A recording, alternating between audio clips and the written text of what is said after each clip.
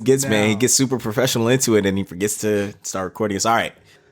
Yo, welcome once again. We are back at it. Real Talk Beyond the Headlines, RTBTH. Nice to see you out here again, Tune. We've got a couple of guests on the line, hopefully that may join us. One that's with us right now, the basketball god, Will. What's good? The basketball What's good, y'all? What's good? Thanks for having me back. I think my title got a little upgrade since last time, but I'll take it. He was the expert the last time, but he's really about to drop some knowledge today. So I had to elevate. We'll see. Okay.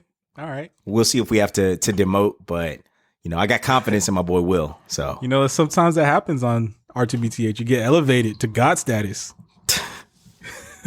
Hey man, I'm just trying to put the work in, Let's get it. So before we started recording, we just wanted to acknowledge when we went to the Travis Scott concert. It was us three exactly. Wait, actually, was there anyone else there? Nah. It was just us three. How did that happen? Like Will was just like, oh, Travis Scott concert, and it was like $12 a ticket. And next thing you know, we're in a mosh pit. Yeah, that shit was crazy. Guys, I also want to apologize because I think I got us an Uber to the wrong place initially, and we had to catch a second Uber and then finesse our way inside. Yeah, my bad. I don't know what happened there, if I just got the wrong address, but that night turned out to be super dope. Waters to the Stage will always stick in my head. Man, so all right, so for our listeners, basically, it's a mosh pit or whatever. There's a couple of performances kind of leading up to Travis Scott or whatever. I don't know if this dude was on Molly or if somebody was about to pass out in the front, but there's like this security dude the entire time on the mic, just he's kind of MCing, but every 30 seconds, waters to the stage. Excuse me, waters to the stage. Can I get some waters to the stage, please? For like a legit 30 minutes straight, like, yo, back up, waters to the stage. Shit was incredible. I don't know if he ever got the waters. Get water to the stage. I don't know, man. Never got the water, man. I don't know. Some say, he's still asking for waters to the stage to this day. We'll never know. But I love that memory. That shit was dope. Yeah, what do y'all remember? Man, that was early Travis Scott. I mean, he was already on his wave, but this was way before the massive popularity he has today. And the concert was just wild fun. Like, was that for rodeo? Yeah, I mean, he might have been before days rodeo. Before rodeo. Right before? Okay. But not days before, but right before. Like before the album drop you're talking about, or? Well, I think his main content was days before rodeo. Yeah, because, I'm saying it was to promote rodeo. Yeah. Days before rodeo, he was promoting rodeo at that concert and also playing songs from Days Before Rodeo, which actually came out like several months, a year before rodeo. So. a lot of days before rodeo. Yeah. What are your thoughts, Will, about that concert? Man, that concert was so much fun. I remember, even though it was in like kind of a small venue, he had like the visuals behind him and stuff, and he was like, he was one of the early adopters of that, and I just remember the energy being crazy in there. I remember Hirsch having to check these white boys in the mosh pit. They were getting a little too eager. I thought we were gonna have to throw down for a minute, but man, that was a great night. That was a great night. I remember the visuals as well, and it's crazy. He didn't have like a crazy setup, but the visuals were still popping, still doing really good. So yeah, good times. The three of us, we had some great times in Atlanta before I moved away. And, we had some good times when I was there just a couple months ago, and we'll have more better times in the future. Today, however, we're talking basketball, the NBA. I'm titling this the NBA 2020 pod, or the 2020 NBA pod, because we're just going to talk about NBA in 2020 because a whole lot of shit went down. Fortunately, that allows us to talk about the upcoming season also. But I have a monologue, and I want to start off with that, which is that I'm starting a new narrative about LeBron James and basketball in general, which is LeBron James is the most influential person ever in the history of basketball, save for James Naismith, maybe, the inventor of basketball. But I've just gotten fed up with the whole MJ LeBron conversation. I think y'all know where I stand. LeBron is the GOAT. It's unquestioned to me. But even after the 4th championship, people still can't wrap their minds around LeBron being the GOAT. And it's a difficult debate, because I've never personally wrote off MJ. I've always recognized his dominance and his greatness, but he's not better than LeBron James. It's just not the case. So one undisputed talking point argument is that LeBron James is the most influential person ever to touch basketball. On and off the court, I mean, I don't know how else to say it as far as influence, but his impact, his dominance of the game, again, on and off the court, just basketball in general, just basketball. LeBron James is the most influential, the most dominant. And I want to end by saying this, that those who continue to apologists for Michael Jordan are engaged in mythology, and I'm really sad for them. Myth is not a bad thing. Myths come from a place and they sort of help people understand the world. And they may or may not be true. Myths are difficult to decipher. I'll put it that way. However, one problematic thing about myths is that they can tend to go above reality. And those who continue to apologize for MJ and claim he's the best and claim he's a GOAT are engaged in mythology. They're engaged in some sort of mythical experience of Jordan. They always refer to him as the ghost of Jordan. That's completely removed their objectivity and their rationality. Welcome to the podcast. Okay. Do you not want to speak directly to any of the specific influential points that you think are putting him up there, both on and off the courts? Obviously, I'll let you speak to it. It's your take, but yeah, I did want you to kind of, put a stamp on it. Well, I mean, look, to me, it's just the conversation about GOAT, just playing ability. It's a difficult one. I know where I stand, but like I said, I'm not going to write off MJ. If he's a GOAT, then so be it.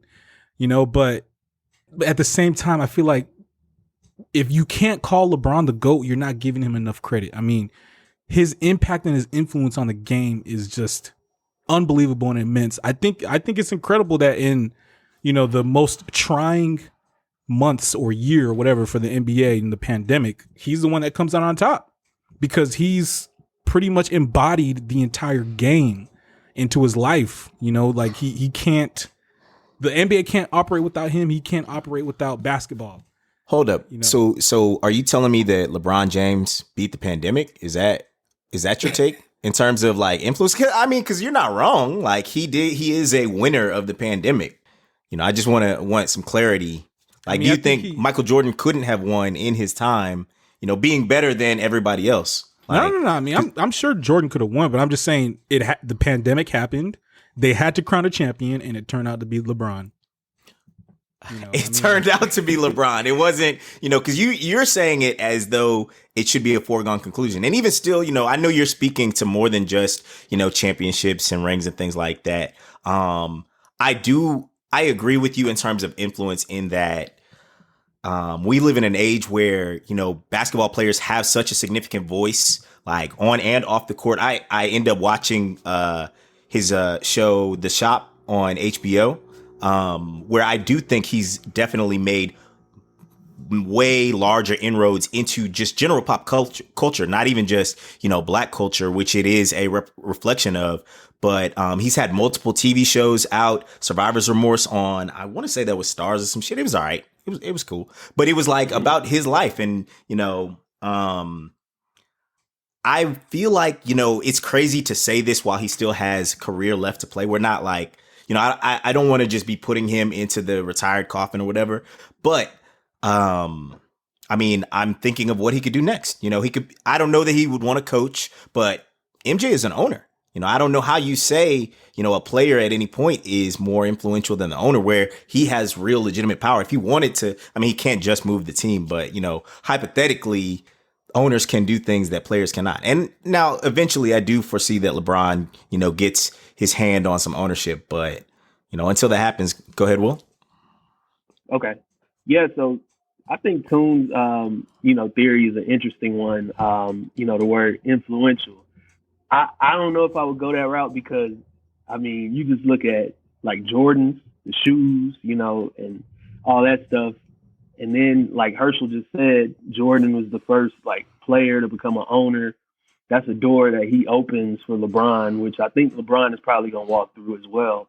It's hard to argue that there's been a more influential athlete like ever almost in any sport than Michael Jordan. But what I do always say about LeBron that I think I want to get you guys' thoughts on is I think that LeBron James is the best basketball player to ever do it. But I think that Michael Jordan also great, like really just like so close. But I think that Mike had the best career you could ever have. You probably can't get a better resume in that amount of time than Mike had to go 2-3 peats and retire in between, and the game needs you to come back and you save the day. Like, you just can't really write it better than that. But over LeBron's career, I think he's proved that like he's the best basketball player that we've ever seen. And I think he's gonna, before it's all said and done, rack up those career milestones like, the scoring and the assists, and he might have a few more titles in him left. We that remains to be seen. Anthony Davis is there, So I think I would say like LeBron is the best, but Mike had the best career. Yeah, Tune. Another thing I think you're seeing here is like kind of the magnification that happens over time. Like I tried to think of other comparisons. I'm not making I am making this comparison, but just for time's sake, MLK and Obama, like who would you say is more influential between the two? Like one was the president of the United States and like, did all these things, passed laws, etc., Affordable Care Act, whatever. But without Martin Luther King's accomplishments, 60 years prior, where are we? So how do you even quantify how influential Jordan is, basically?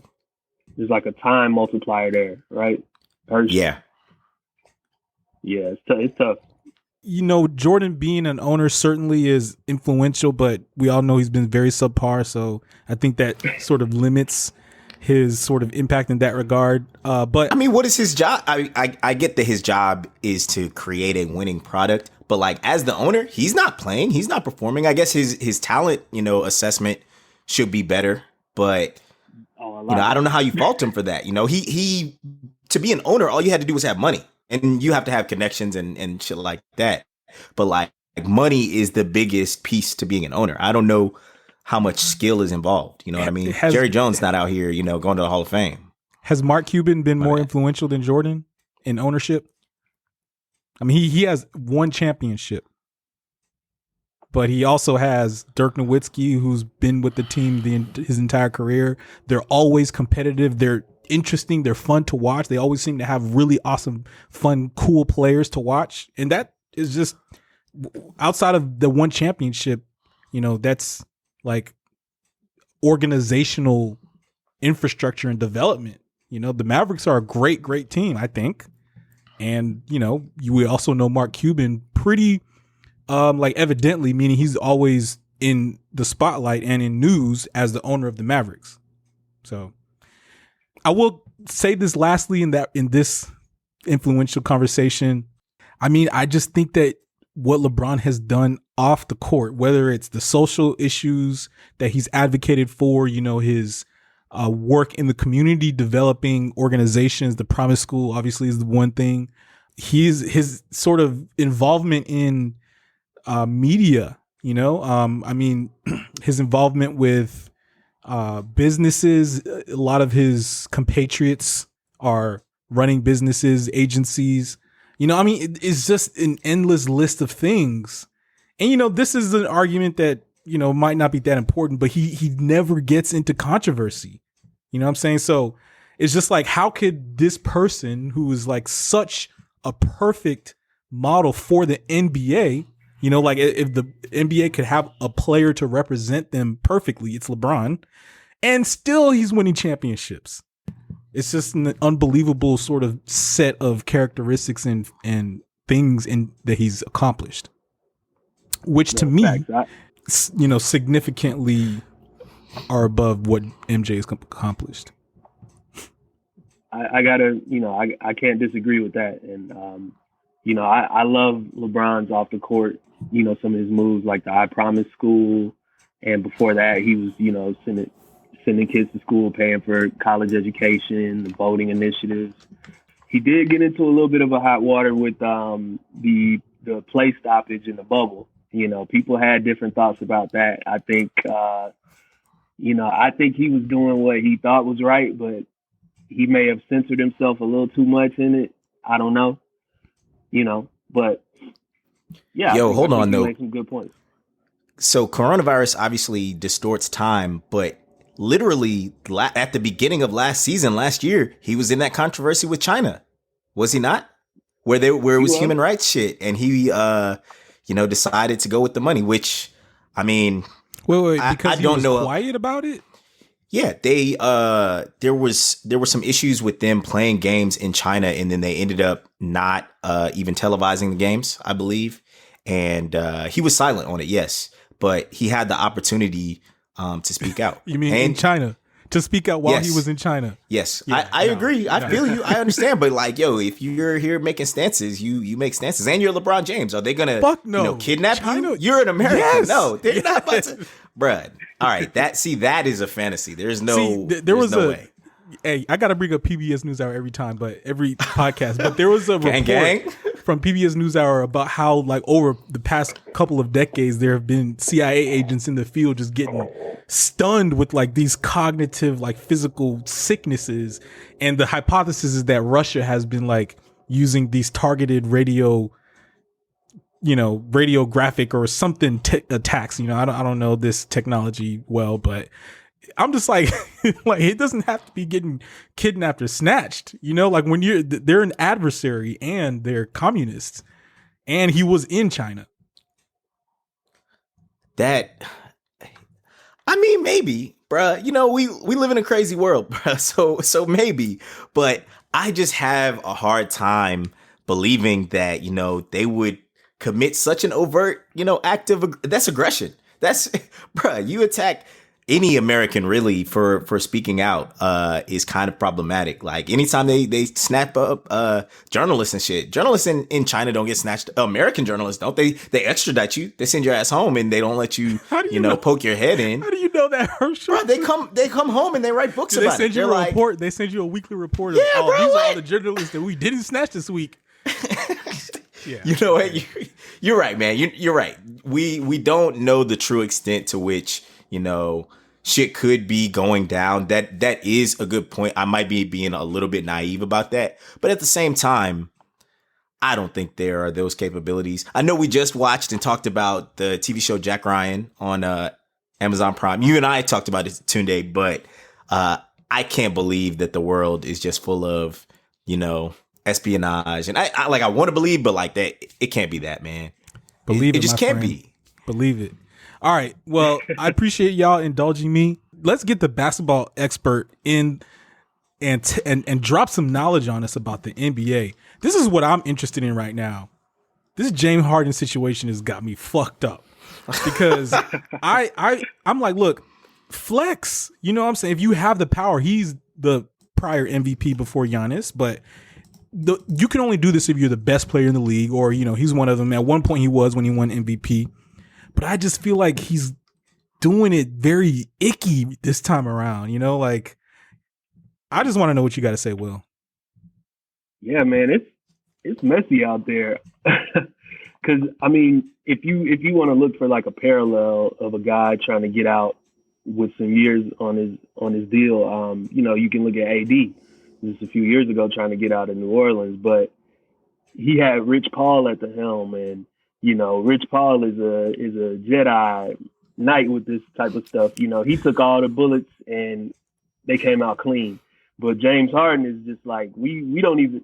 Actually, I need to verify this. I heard that James Harden's mom is his agent. I've heard that on ESPN, Fox Sports 1, so it has to be true. Okay, yeah. So wait, hold on. You didn't hear it on PBS NewsHour too? So it's not a confirmed source. Okay. I'm just checking. Hey, look. I'm not even trying to knock moms. Shout out to moms. Shout out to keeping it in the family. That's a good look. But as far as we know, this is all James Harden, and all the mud, the mess of the situation is getting all over him. We see him in the club, no mask. He was a little baby. He in Vegas, training camp starting. It's just a weird look, and I don't see where there's really a soft landing spot for him. Like, I think this might be awakening to him to let him know kind of what his status is across the league, because I don't think there's a lot of teams where he just fits in, like he kind of is a system. He's been the system there in Houston. So it's kind of like an indictment of him that he wants to leave. It's like, okay, are you saying like you're ready to go be like somebody's, co-star or what? Yeah, it is an interesting situation. I'll sort of say with AD, he had 1 year left. He was trying to get out with 2 years left the year before when the Lakers didn't make the playoffs, but he had 1 year left, which is like, at least according to the analysts, is more understandable than a guy with 2 years on his deal. But with AD though, like the Pelicans were sort of in a rebuild mode. Like supposedly Harden is trying to go to a contender, and a contender is not going to get rid of their players. I know they've been talking about Ben Simmons in the trade deal. I'm like, why would you do that? If Harden isn't going to definitely upgrade you to championship status, which I don't think Harden and Embiid alone can get you there, I'm just like, why would you trade Ben Simmons? Why would you trade Kyrie Irving? I feel like, as you said, Will, there isn't much of a landing spot. Yeah, that's kind of that's what I was speaking to. I'm sorry if my dog made a guest appearance there. Oh, that's what that was? Yeah, I'm sorry. It's all good. Duchess can hop on a podcast. What's good, Duchess? She like my secretary. She's giving me notes over here. But, okay. So Duchess is the real basketball god. Right. She watches all the games. But yeah, man, that's the thing with Harden. I don't know where there's a fit, because like you said, I don't think Brooklyn is trying to tear that thing down because they just built it. It's like, trade Kyrie. And so I think he's going to have to sit not sit out, but just stay, in Houston for a year. And then I guess it segues nicely into that John Wall, Russell Westbrook trade, which was a huge head scratcher for me, because, the Spider-Man pointing at each other meme, to me, that's basically like John Wall and Russell Westbrook. So I'm like, I guess Westbrook just wanted out, but it's weird to get like the same guy back. What do y'all think?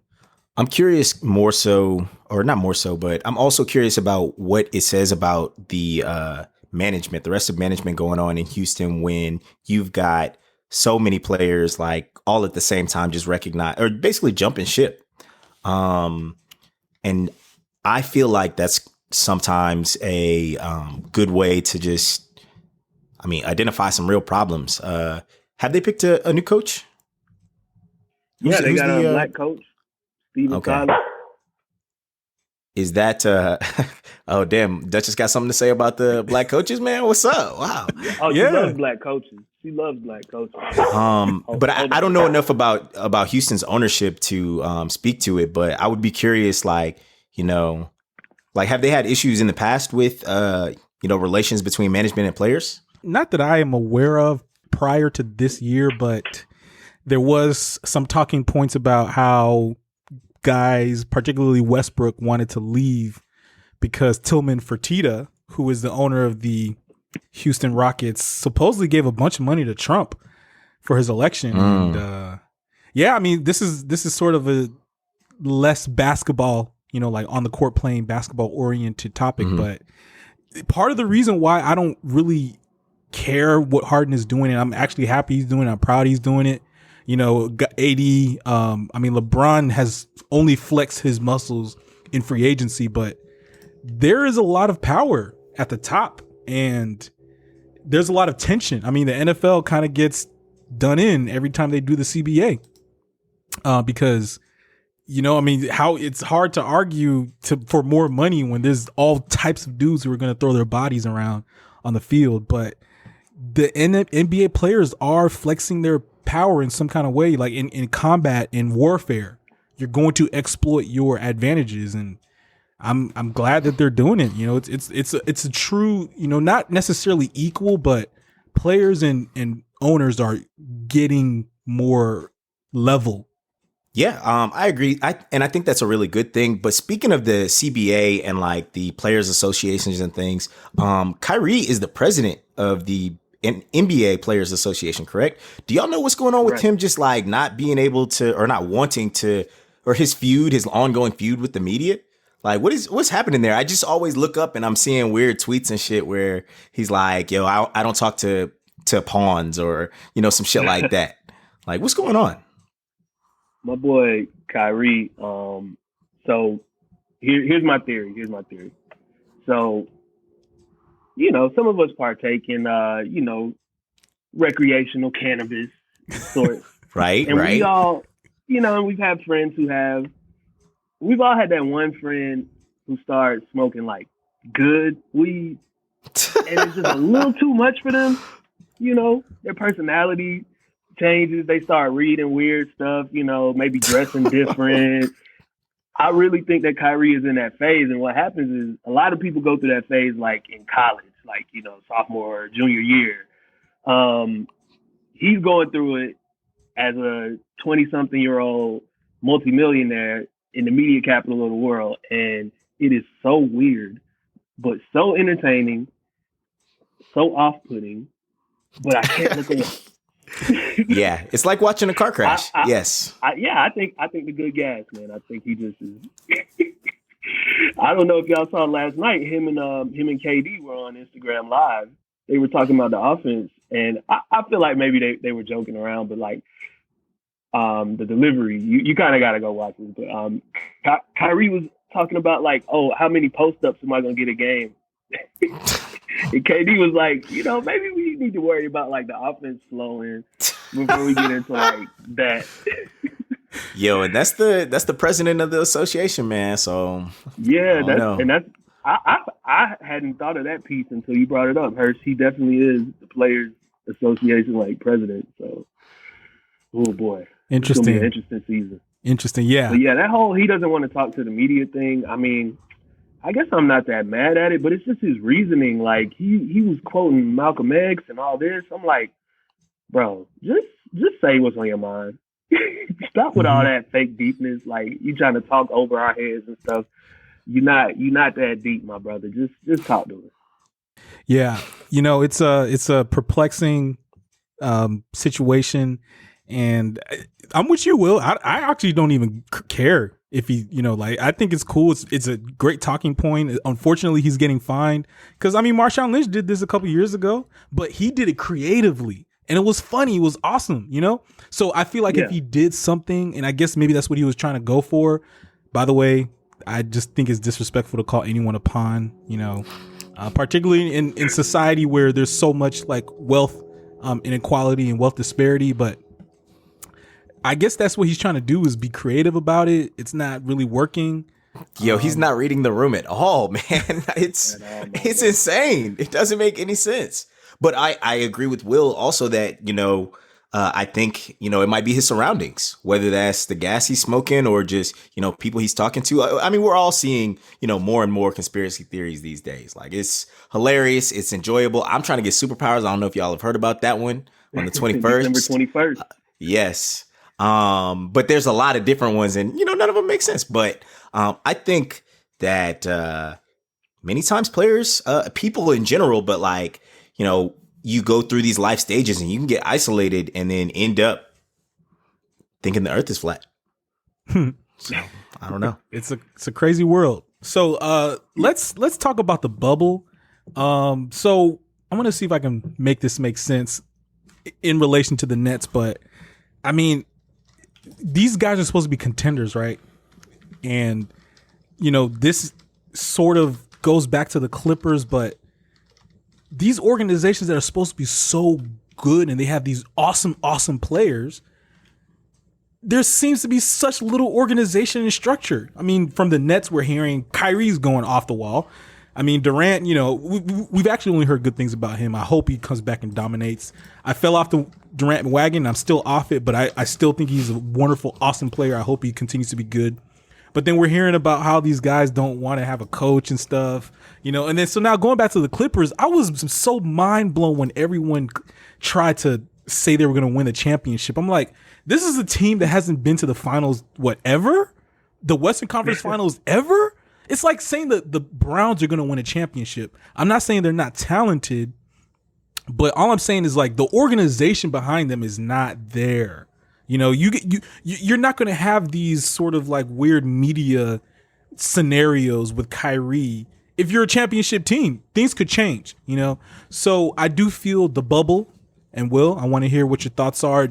Also with basketball in the bubble, like the teams, but the organizations, the teams that don't have these weird media interactions and this sort of angst with the media, or their players are speaking well and saying the right things and maybe supporting social issues the right way, they are the ones that seem to succeed, and that's how it turned out in my estimation in the bubble.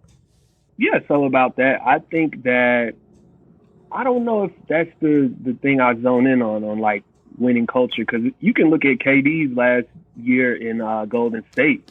And that was very tense. He was yelling at Draymond in the huddle, and there was all kind of media noise around was he going to stay or leave. And I guess not his very last year, they didn't come out on top, but the year before that, I mean, they went to the finals, and then the year before that they had won. So I don't know if we can fault Kyrie, because I think what the thing at the crux of it is that the players are the culture, the players win the games.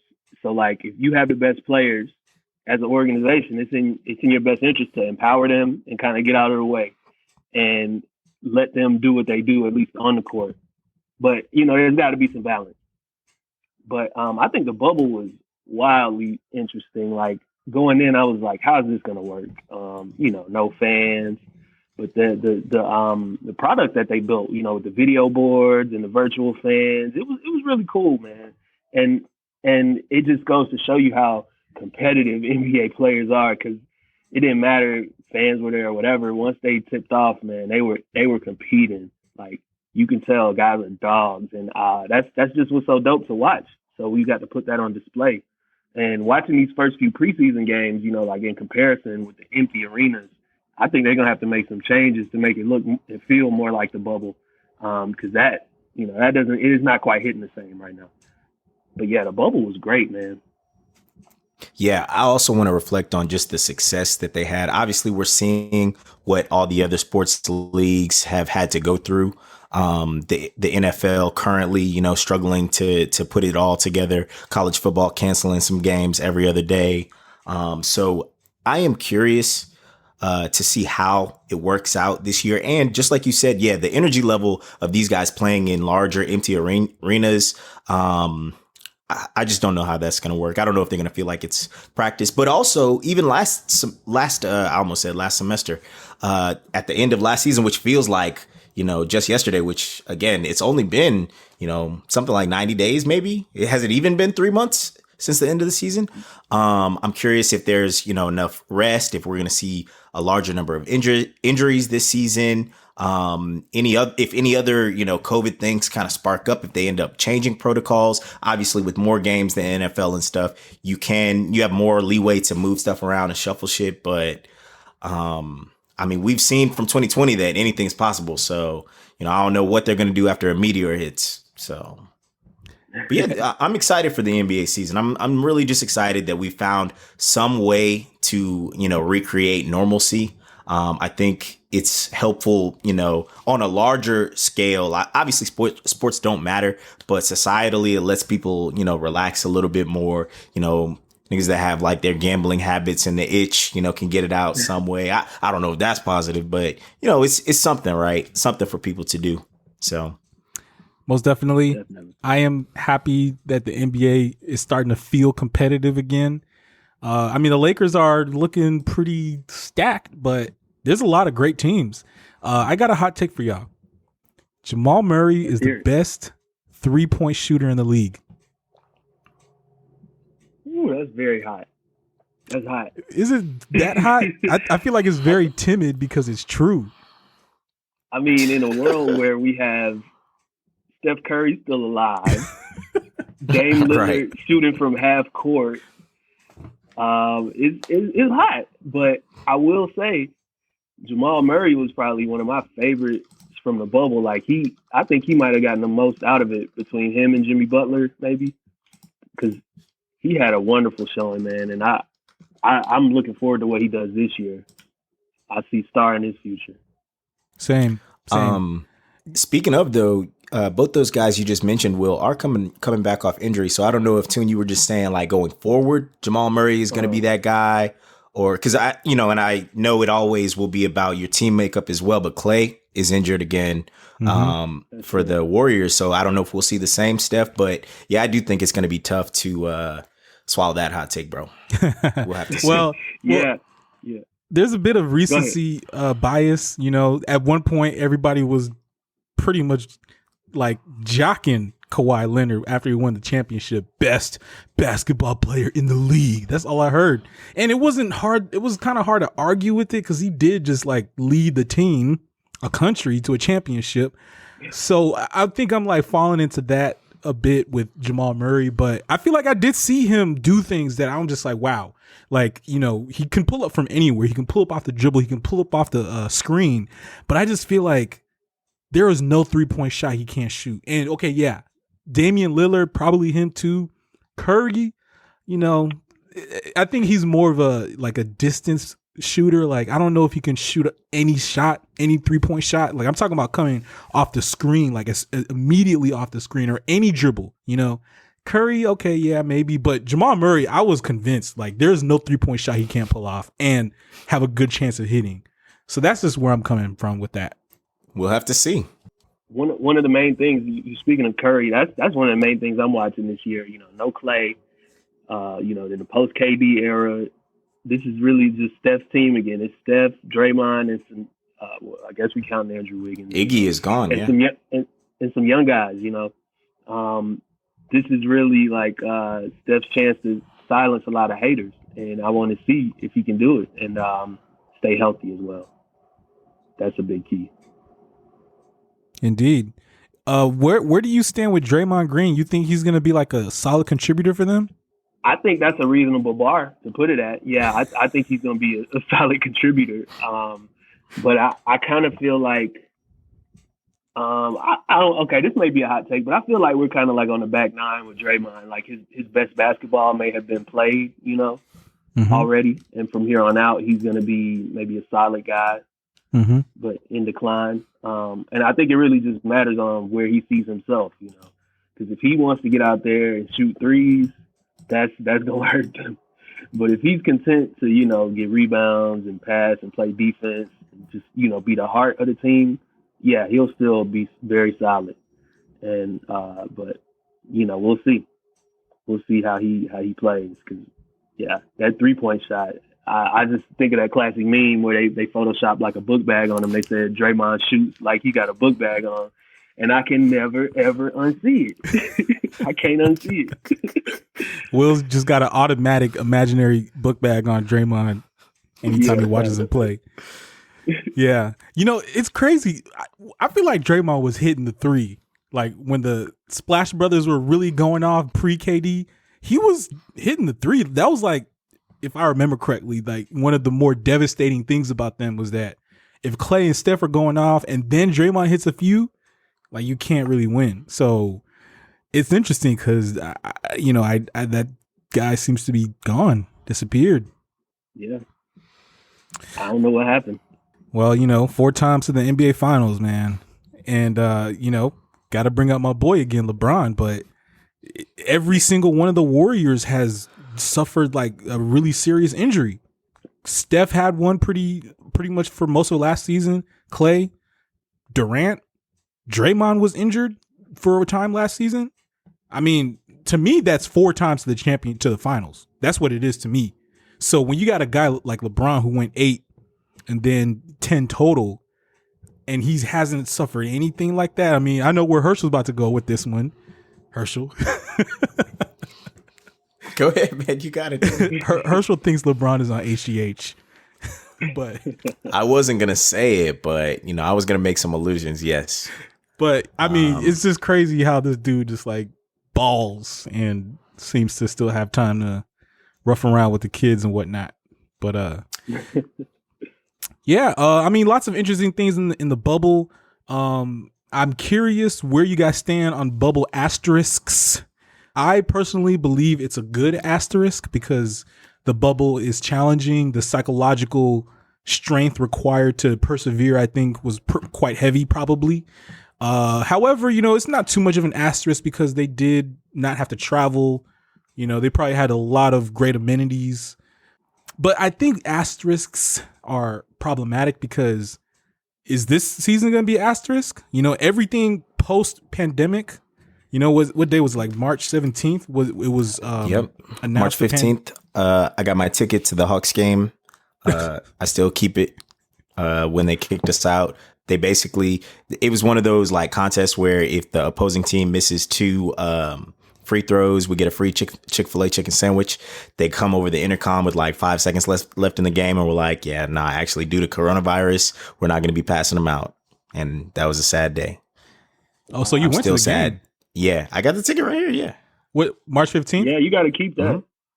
Yeah, it's kind of faded now because I was using it as a bookmark, and then I realized, oh, this might be the last time that we ever have sports ever again. And then, I'm gonna try to hold on to it. Yeah, you gotta make sure that March 15th stays visible.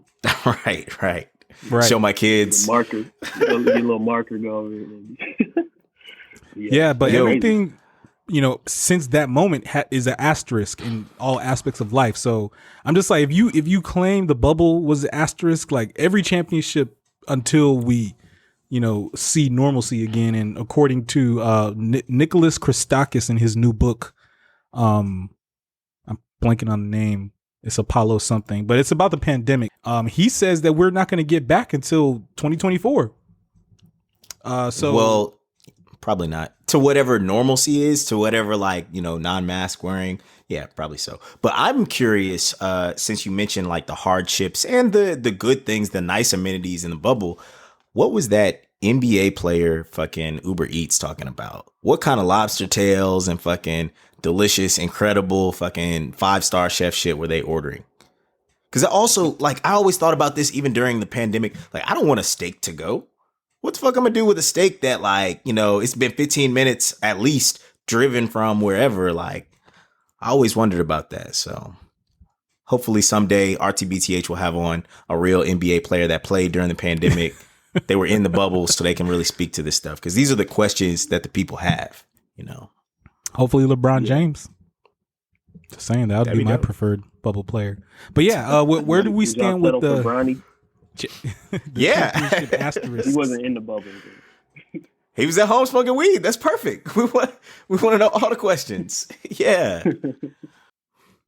So yeah, where do y'all stand with the asterisks? Do you feel as if there is one, whether it's for the better or for the worse? Yeah, I'm kind of in agreement with you, Tune. I think that basically, you had an event where the playing field was different, but it was level for everybody that was on it. None of them had to travel. There was no crowds. They were all isolated from family and friends for a long time. And I think that's a really underrated aspect. Your whole routine and sense of normalcy is kind of uprooted. And I think that, that was an additional challenge. So no, I don't think it's worth an asterisk, because like you said, if you put an asterisk by that season, then you might as well just hold down the key for a while, because things aren't going to be normal for a while. So I think that championship was a testament to, a lot of mental toughness from the players, namely the champions, but all of them who were just there competing. And so no asterisk for me. Okay.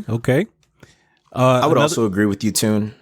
I think that basically what Will said. I don't have to get further into it. Go ahead. Yeah, that's why we got Will on the podcast, man, because he just drops the hot knowledge. He says everything so nicely and succinctly because we're just a bunch of basketball noobs. We need the basketball expert. Hopefully you can lead me through this concourse of basketball, stuff that I'm trying to untangle, which is the great and powerful Paul George.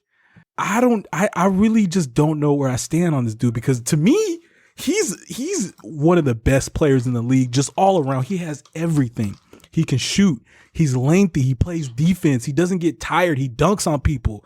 Like, I just don't get it. But all I hear now is, the pandemic the negatives, and I'm like, I think we're at a point where he's officially been downgraded. Like, people are really looking at him like he's just like a regular dude. And I'm just like, OKC, the year before last year, he was an MVP finalist, I don't know how you drop that far. So I know, Will, you are a fan of Paul George. You followed his career since Indiana. You were saying he was going to be a top player since Indiana. So where do you stand on him now? Yeah. I mean, thanks for getting it out there on the record. And I'm still rocking with Paul George. Okay. But here's what I think is going on. Okay. In the right now, he's just talking way too much. Like, the internet, they're going to make the jokes because Kawhi was the Teflon guy on that team. I mean, Kawhi was thinking it up right next to him in that Game 7. Kawhi was right there giving up that 3-1 lead. But, Kawhi has those ships already. He's kind of a made man. So that's how it goes, just like how people used to dump on Chris Bosh or Dwayne Wade when the Big Three Heat were losing. So, there's a little bit of that going on. And I think also that people weren't like aware of his injury history, like in the past few years. I mean, we know he came back from the leg injury that was catastrophic. That's, in the past. But he had a torn labrum in, both shoulders. And I know people like who've had torn labrums in real life. They couldn't raise their arms above like shoulder length. So imagine trying to shoot a basketball. You mean after their surgery, they couldn't raise their arms? No. He was playing through that for parts of, like, I think it was last season. Oh. Yeah. So, you know what I'm saying? So, yeah, he had the surgery in the off season. So, like, part of that off season, he was rehabbing. And last year, he was just coming back from it. Mm-hmm. Okay. So, yeah, like, he was trying to regain his range of motion and things like that. So, I think that a summer, to just be in the gym, because that's one of the main reasons I'm a fan of his, is because he's one of those guys who, like, added something to his game, like, every year. I remember watching him in the gym putting up hundreds and hundreds of shots, and he came back, raising his 3-point percentage. I remember, seeing him playing all these open runs, and he came back with a much tighter handle the next year. So I think he can have a great comeback year, right? Because right now he's down. He's taking some L's. But he just got to stop talking and let his play do the talking. He's doing all these interviews and podcasts. All that is giving people material. It's an alley-oop for them to come windmill dunk on his head. Like, you just got to play ball. I think that's an interesting marriage between, talent and, getting paid. Of like, so basically he just got paid, right? 2 or 3 days ago. Oh yeah, then he got the max deal. Yeah, but see, the thing is, obviously talent will get you paid, but I feel like talking also gets you paid. We talk about it all the time in like boxing and stuff of, just selling the fight. But I think it runs the gamut of all sports. Like, if you are notable, and I mean, there is a level to where you have to back it up. But I mean, people have been getting paid just from talking. So I think he might have stepped in it now, but he's been paid. So we'll see if he shuts up and dribbles. Sorry for the terrible pun, but I mean, I think that's pretty funny. But yeah, we'll see. Yeah, I felt bad for Paul George because the jokes were kind of funny during the playoffs, and I wanted to dump on him, like, just like personally and maybe on social media, but I didn't. I mean, I didn't do anything, but I felt the urge, and I was at the same time thinking, like, I don't get it. Like, this dude is a legit player. Like, I can't lie. He was thinking it up. Like, there's no ifs and that one where he shot it off the side of the backboard. Ooh, yeah, that haunts me. Yeah, but I feel like he had like a couple 30-point games, maybe not in the Nuggets series or probably in the Nuggets series, so I'm like, I don't know. I mean, they've won 3 games. So it felt like it was like pent up, like angst, for Paul George. But I do hope that he comes back, and I don't want the Clippers to win. I hope they're competitive, and I do want to see that Lakers-Clippers series. We'll see how it goes, I guess. Yo, I have a would you rather for y'all. Would you rather blow a 3-1 lead like the Clippers did last season, or get the Nate Robinson treatment? Oh, give me the 3-1 lead. I was about to say, I'm not getting knocked out for nobody. For millions? They got, well, I don't know if they got millions, but they got paid. That was another instance of somebody talking and then, figuring out a way to make it a paycheck. Hey, man, please don't make me take a non-consensual nap. Don't do that to me. Yeah, that was pretty ugly. But I just had to bring that up one more time. Hey, Herschel, you said this Nate is the Robinson basketball pod. Got the fight from talking. He worked out. He trained. Nah, he hit that dude up. So, I mean, they're not real boxers, dude. Yeah, they were just talking shit. And that's also what sold the fight. It became, that's what all boxing is, right? Of, they get into like some race. What's up? Hold on, let's make a distinction though. I think Jake Paul is a real boxer. He's been training for like 2-3 years. Nate Robinson was not. And that's okay. Well, let's define real boxer. Is he a real boxer if he hasn't ever fought a real boxer? Because all the dudes he's fought have also been amateurs. And I get that, that's kind of how anybody has to start. And yeah, he's probably been training way longer than Nate Robinson. Nate Robinson is a fool for getting in that ring. But well, the only reason why Nate Robinson isn't a real boxer is because he lost. That's all you got to do to be a real boxer is enter the ring and win. So is that? I mean, kind of. Jake Paul is probably sparring. I think Jake Paul is probably sparring and training with some guys that's a little more legit than Nate Robinson. And whoever he was training with. That's how I feel. Well, and it's unfortunate that I have to say that. He's putting us in that Deontay Wilder position again, where you remember he gets knocked out by Tyson Fury in Black History Month, and then blames it on the ancestors. That they putting us through this all over again, man. Oh man, yeah, boxing. Yeah, it's a hell of a sport. But I mean,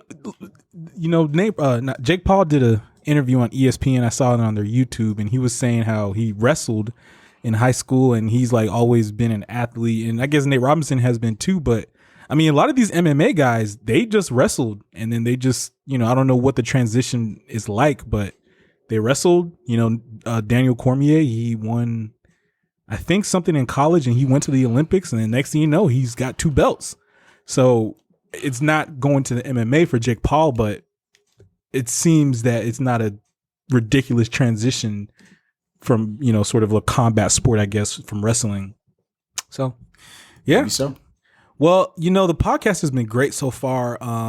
Thank you, Will, for, coming and dropping this expert knowledge. So let's wrap it up by just talking about the current season, which is set to start very soon. The preseason's already started.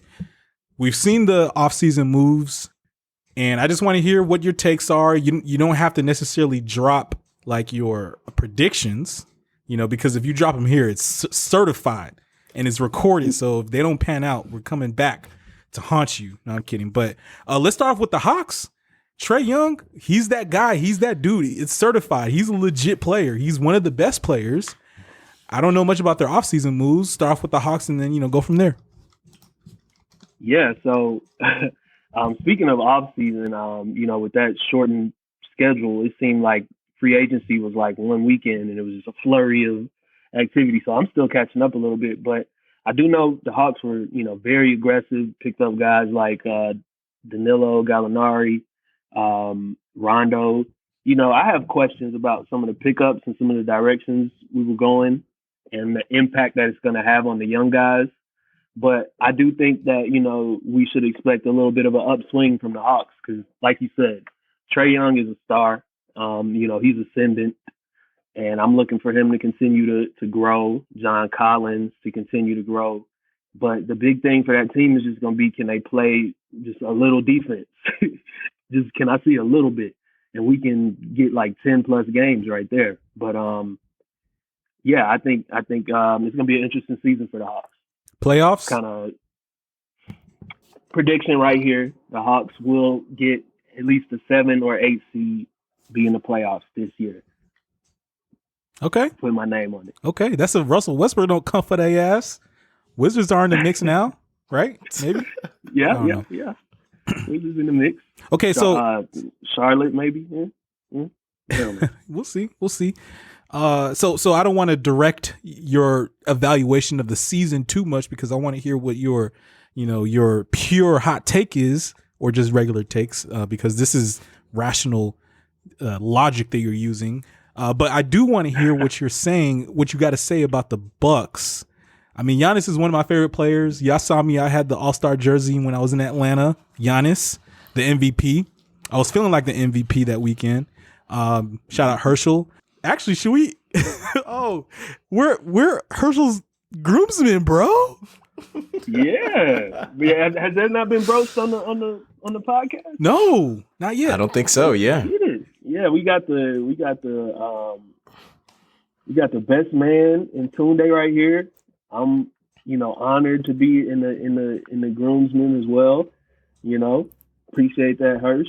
Yeah, the way Herschel broke it to us, man, was very special. Congrats, Herschel. It was, bro. Yo, thanks. Yo, definitely. Will, how often do you check your mail? I was just asking Tunde this before we started. Oh man, let's like maybe quarterly. See, low key, I am the same, but yeah, definitely, check your mailboxes. If not today, in the next couple of days or so, hopefully there's something in there. Yeah. Is there something in there, Herschel? I don't know, bro. I don't know. I don't know if we can trust the UPS yet. He's been under duress, so he's not sure. I guess, but yeah, I'll look out, bro. So the Milwaukee Bucks, I mean, it's a perplexing situation because they win all season. They got the 2-time MVP. I mean, they dominate when they win. They beat good teams. They beat the Lakers. I don't know who else. I don't know what the matchups against the Clippers were like, but then they fall short, like tragically short. So I'm curious, do you think they can ascend in the East? That's a good question, man. That's a good question. I know they made a few off-season moves. They're escaping my memory right now. If any of y'all know Drew Holiday, but they picked him up. Okay. That's a big one, man. He's one of my favorite players. As far as like a guy who you pick up who contributes to winning, Drew Holiday is real underrated in that regard. But I just don't know if I see it from Milwaukee, man. Their coach, Budenholzer, he used to be here in Atlanta. I was real high on him. We had some good days with him, but he's shown a real inflexibility, and that's something that's dooming as a coach because you got to be able to adjust to what's thrown at you. And they haven't been able to do that. They get to the playoffs, teams start packing the paint, forcing the ball out of Giannis's hands, and it just goes kaput. So like, I think Giannis is giving them 1 year, and I think he's probably gonna get out of there. And where he lands is gonna turn the league upside down. But I think Milwaukee's still gonna be good. They're still gonna be a top team because during the regular season, Giannis he's enough really to carry you to the top. But the playoffs, as a cliche, is a different game, and you got to be able to have a different level, to get to in the playoffs. And I don't know if he has the personnel, the management, the structure around him to be able to get to that level. Yeah, good takes. Wow, you think he's gonna leave? Like Giannis to me is like that dude that is definitely like committed and loyal. At least past his. Has he signed a contract after his first one? After his rookie contract? Like. Yeah, I'm pretty sure I think he's on his second one. Okay, all right. He so signed that first extension. I feel like Westbrook at one point said he wanted to stay in OKC forever for his career. Right. I feel like Giannis would be that type of dude. But that's what I'm looking at. Like, how many of those guys end up staying where they said, like, people felt the same. We forget people felt the same way about KD his first time, like in OKC. They were like, oh, he's such a loyal guy, tied to the community. Humble. he's gonna stay. But I think these guys just get to a point where they realize like how it really is, and like if they want to be on that LeBron tier, you know, you have to go win, and you got to be cutthroat about it. That's what this player empowerment age that we live in is based on. You know, you call your shot, you know, you get yourself in the best position to win and also for your brand. And I think he's going to realize that, like, unless he makes those moves, he's not going to get there. Yeah. Well, one thing that he talks about more than a lot of guys is championships. Like, that's all you ever see him or hear him talking about in interviews is championships. And, you know, he seems like a real sort of chill, humble dude where he's not necessarily trying to jump ship. He's like a team builder, you know, like a, you know, foundation builder. But if he's got his eye on championships as much as it seems like he does when he does interviews, yeah, I guess that makes sense. Wanting to get out.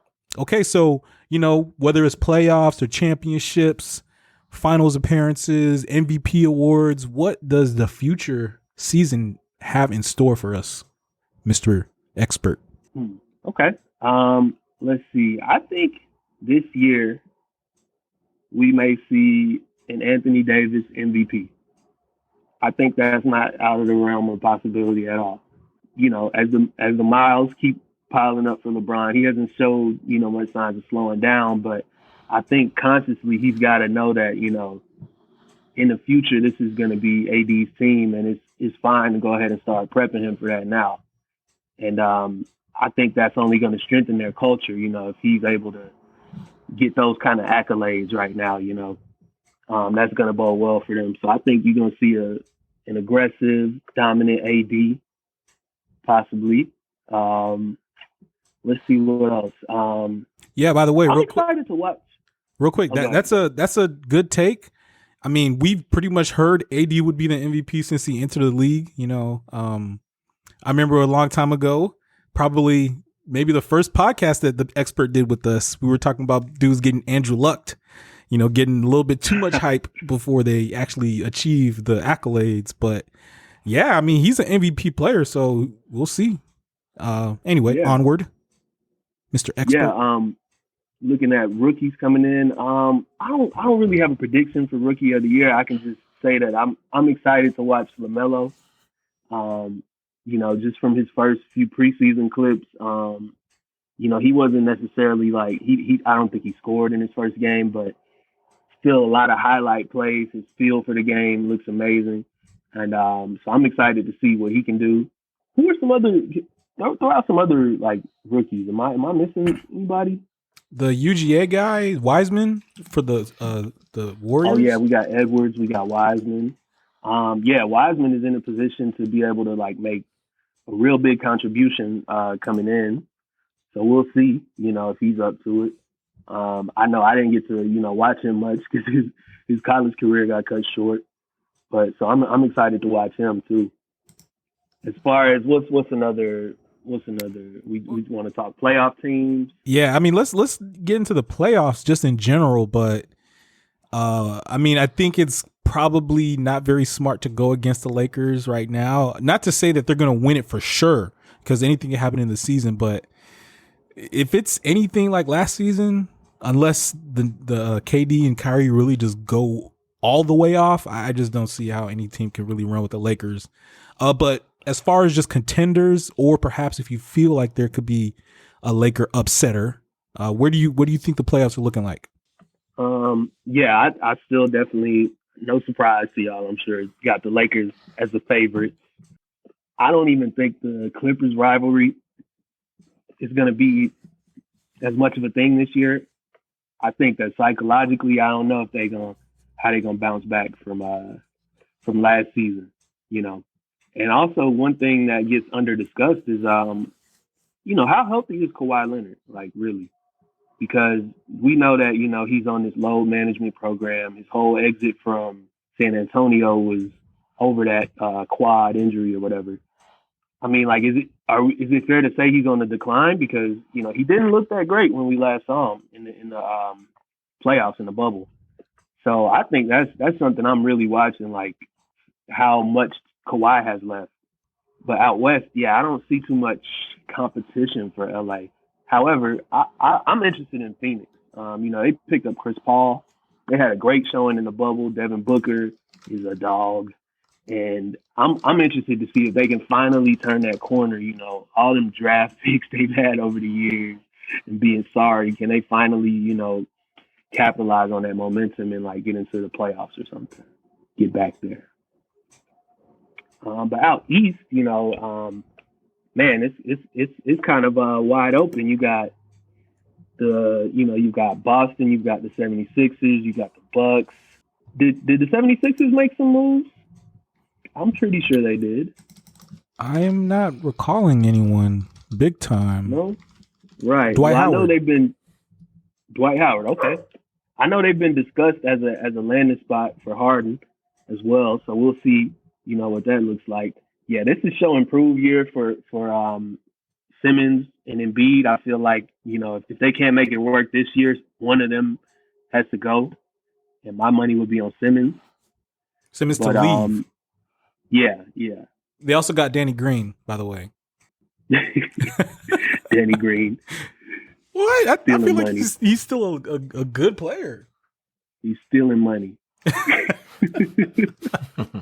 Are you saying that because he's actually stealing money or because he's a UNC graduate? Both reasons,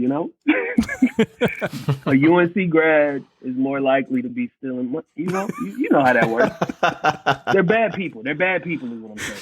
Oh, okay. Well, I actually, without my Duke glasses, I don't think I could see that one. Yeah.